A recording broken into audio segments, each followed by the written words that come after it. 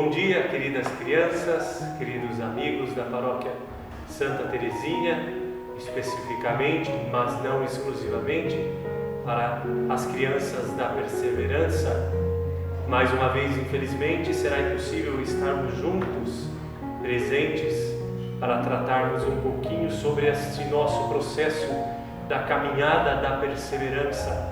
Vocês se lembram que nós tratamos nos últimos 2 encontros, um presencial e outro teve que ser virtualmente aí pelo YouTube. Vocês se lembram que nós tratamos? Para aqueles que não se lembram, então eu vou recordar um pouquinho. No primeiro encontro nós tratamos sobre o que era ser um perseverante e nós descobrimos que o ser perseverante é viver com Jesus, que é o caminho, a verdade e a vida. O caminho que nos leva para a verdade e a verdade que nos leva e nos dá a vida eterna.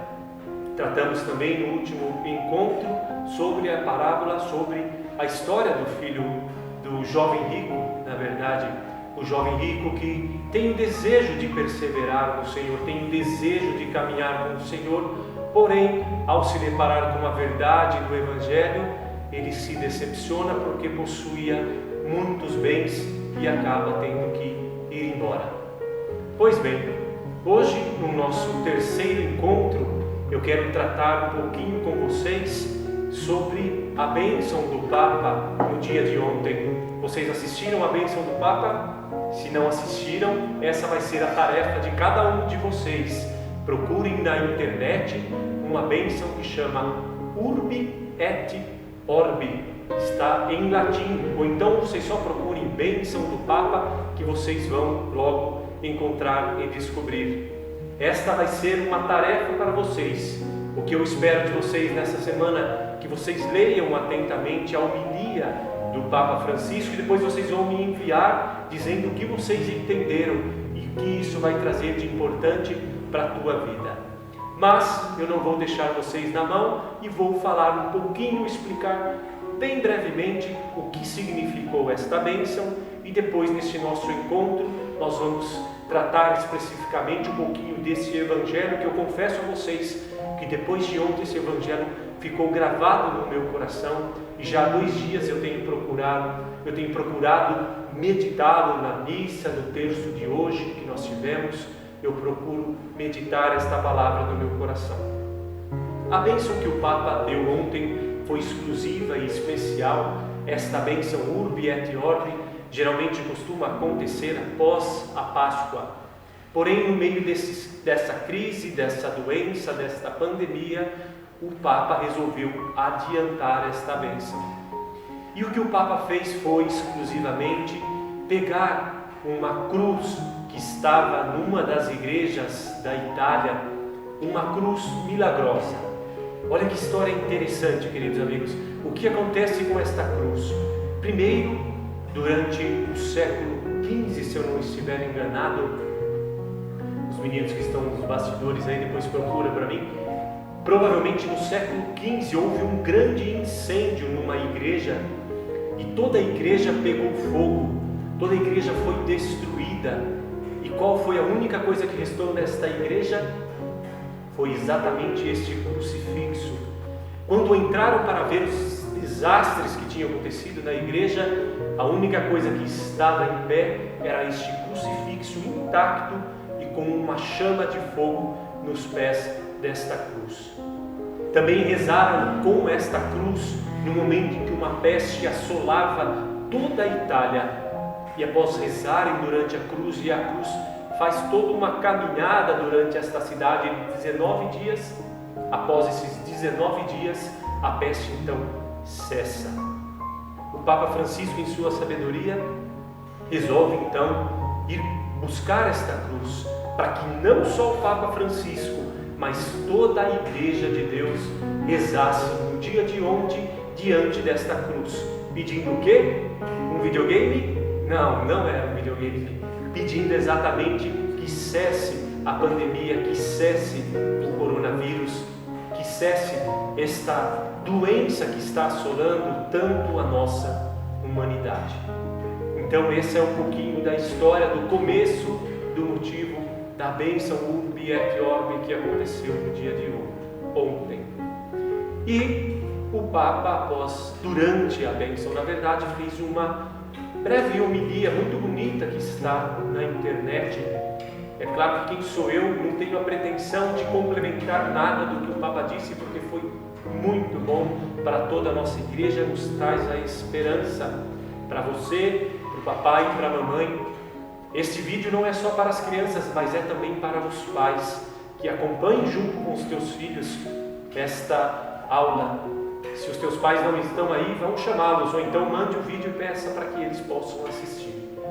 O Papa vai nos trazer uma reflexão exatamente a tempestade acalmada. Nós podemos pegar aí em casa Marcos, capítulo 4, o versículo 35 ao 41. A tempestade acalmada. Eu vou ler rapidinho para vocês, depois a gente fala um pouquinho dela. Naquele dia, ao cair da tarde, Jesus disse aos discípulos: passemos à outra margem. E despedindo a multidão, levaram-no consigo no barco, assim como estava. Outros barcos o acompanharam. Surgiu então uma tempestade bem forte, que lançava as ondas dentro do barco, que se enchia de água. Jesus estava na parte de trás, dormindo sobre um travesseiro. Os discípulos o acordaram e disseram: Mestre, não te importa que pereçamos? E ele, despertando, repreendeu o vento e disse ao mar: Silêncio, cala-te. O vento parou e fez-se grande calmaria. Então Jesus lhe disse: Por que sois tão medrosos? Ainda não tendes fé? E tomados de grande temor, diziam uns para os outros: Quem é este que até o vento e o mar lhe obedecem? Palavra da salvação. Glória a vós, Senhor. Muito bem, meus queridos amigos, o que esta palavra quer trazer para nós perseverantes, para nós que estamos nesta caminhada com Jesus, para nós que estamos com Jesus nesta quaresma, seguindo os passos do Senhor até o Calvário, até a sua paixão e morte. Lembra que nós falamos na primeira aula da morte de Jesus na cruz, que não foi em vão, foi para nos trazer a salvação, para nos remir o nosso pecado. Que bom, meu querido, minha querida, você perseverante, que mais uma vez decidiu continuar seguindo os passos de Jesus após a primeira comunhão. Está em rumo de um passo importante, que é o amadurecimento da fé no Crisma. E esta palavra vem de encontro, não só ao que nós estamos vivendo em época de pandemia. Falo agora um pouquinho mais específico para o pai, para a mãe, que provavelmente está perturbado, está com o coração temeroso, está preocupado. Vocês crianças, que apesar de estarem se divertindo um pouquinho, estar em casa, não precisar ir para a aula, jogando videogame, enfim, fazendo tantas outras coisas, mas no fundo, tudo começa a virar uma rotina e começa a ficar chato não poder sair de casa, não poder ter contato com os amigos, não poder falar com os amiguinhos e inclusive e especialmente não poder ir para a Santa Missa, não poder ir para a igreja. Então nós estamos privados da nossa liberdade, não podemos mais fazer aquilo que nós gostaríamos. O começo é bom, um dia é bom, 2 dias é bom, mas depois dentro de nossas casas começam as brigas, as discussões, a preguiça, principalmente a preguiça, porque não temos muito o que fazer, ou dormimos o dia inteiro, ou reclamamos o dia inteiro.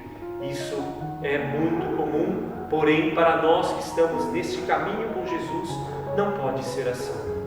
Então olha só, começando um pouquinho desse Evangelho. Naquele dia, ao cair da tarde, Jesus disse aos discípulos. Antes de falar o que Jesus disse aos discípulos, vamos tratar um pouquinho da natureza da situação. Naqueles dias, ao cair da tarde, depois da tarde vem a noite, vem as trevas. Então a tarde estava se pondo e começam a chegar as trevas. Liturgicamente, teologicamente, nós sabemos para nós o que significa trevas. Claro que é evidente que trevas é uma ausência da luz, mas as trevas nós podemos trazer para nós que estamos aí em casa, esse confinamento, esta chatice que está de não poder sair, as trevas de não podermos mais sairmos para ter a nossa liberdade, estudarmos, e tudo começa a ficar muito chato, entediante, as brigas com o pai, com a mãe, com o irmão, com a irmã. Então essas trevas começam a tomar conta do nosso coração. E o Senhor diz para os apóstolos, exatamente nesta situação, no meio das trevas, trazendo para os nossos dias, no meio dos medos, nos meios das preocupações, no meio da chatice do cotidiano que se tornou, Jesus diz para vocês e para mim: passemos para outra margem, vamos para um outro lugar, vamos sair desta nossa treva, vamos sair dessa nossa preocupação, pai e mãe, vamos sair desse medo de perder o emprego e vamos para um outro lugar. Vamos deixar esta situação que nos assola e vamos para um outro lugar. Mas você pode se perguntar: deixar esta situação? Como? Vou começar a sair para a rua, então vou voltar a trabalhar? Não, mas a situação interior, a situação do nosso coração, nos mergulhamos e começamos a viver dentro de nós, dentro do nosso interior, e vamos nos fechando. Então o Papa Francisco vai trazer para nós, para que a gente mude, para que a gente vá para um outro lugar, para que a gente saia da nossa situação. O nosso amigo Pedro aqui está atualizando a cruz e a peste aconteceu, o incêndio e a peste aconteceu no século XVI, um século depois, 1522 e 1529. Então corrige aí, se essa edição dá para apagar e recuperar, mas enfim, então é século XVI e não século XV. Mas voltando, o Senhor nos convida para passar desta margem, desta situação, para uma outra situação. E despedindo da multidão, levaram-no consigo no barco, como assim estava. Outros barcos o acompanhavam. Surgiu então uma tempestade bem forte, que lançava ondas dentro do barco, que se enchia de água. Jesus estava na parte de trás do barco. Olha só, Jesus pede para que eles passem para uma outra margem e uma terrível tempestade começa a acontecer. Uma terrível trevas. Você já viu uma tempestade? Eu me lembro de uma situação em que eu estava num barco, atravessando de uma ilha, voltando para o continente, voltando para a praia, e uma terrível tempestade literalmente começou a acontecer, e muita chuva, muita trovoada e umas ondas gigantes começaram a atormentar. Nós ficamos preocupados que até o marinheiro que conduzia o barquinho começou a ficar preocupado, e ele com muito tempo de experiência, e o meu coração começou a ficar temeroso. Eu não sabia se eu pulava do barco e tentava nadar até a margem, ou se eu ficava no barco com o risco dele afundar. Com certeza os apóstolos passaram por uma situação semelhante, mas muito pior, porque a tempestade começa a agitar o barco e eles, olhando para suas pobrezas, não sabem para onde ir. Então o barco começa a se agitar, uma forte tempestade se achega, e aonde estava Jesus? Dentro ou fora do barco? Você se lembra? Se não se lembra, se não prestou atenção, volte o vídeo ou então eu te dou a resposta. Olha só, Jesus estava na parte de trás, dormindo sobre o travesseiro. Por que o travesseiro está nesta passagem? Será que é um sinal de conforto? Será que é um sinal de comodidade? O Senhor podia estar dormindo numa pedra, mas ele faz questão. O Senhor estava sobre um travesseiro. O Senhor está na barca dos apóstolos que se agitam. Como pode os apóstolos estar agitados e o Senhor dormindo? O Senhor quer dizer para nós que Ele está na nossa vida, Ele está no conforto do nosso coração, mesmo em meio a toda esta agitação. mesmo em meio a esta tempestade que está nos assolando, está assolando o papai, está assolando a mamãe, está assolando também a tua vida, se não é pela pandemia, pelo coronavírus, mas talvez por uma outra situação. Agora fala um pouquinho mais com os adolescentes, vocês jovens de 13, 14 anos, que estão aí praticamente engrenando na vida, né? Já pensando o que fazer no futuro, já pensando o que vai ser da sua vida, todas essas agitações que vêm balançar o barco da nossa vida. O Senhor está aqui para dizer: olha, em meio a essas agitações, eu ainda assim estou no teu barco, eu estou no barco da tua vida, eu não abandonei, eu não te abandonei.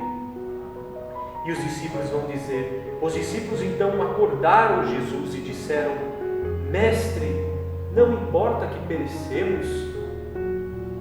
Olha só, eles vão acordar Jesus que estava dormindo. Senhor, tu não importas que perecemos, tu não importas, Senhor, que estamos aqui em meio a essas dificuldades, em meio a essas situações terríveis e difíceis.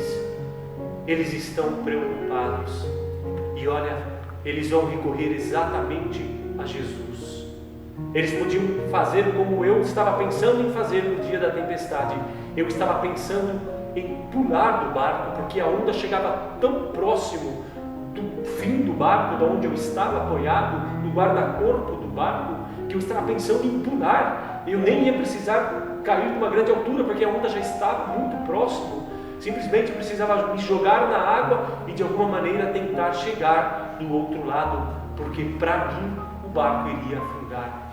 Mas os apóstolos, ao invés de jogarem, de pularem fora desta barca, que depois nós vamos ver que é a Santa Igreja, nós entendemos que esse barco, na verdade, é a nossa vida, é a Santa Igreja.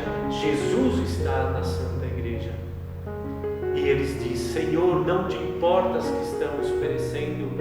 Eles não vão embora, mas eles ficam. E olha o que Jesus faz.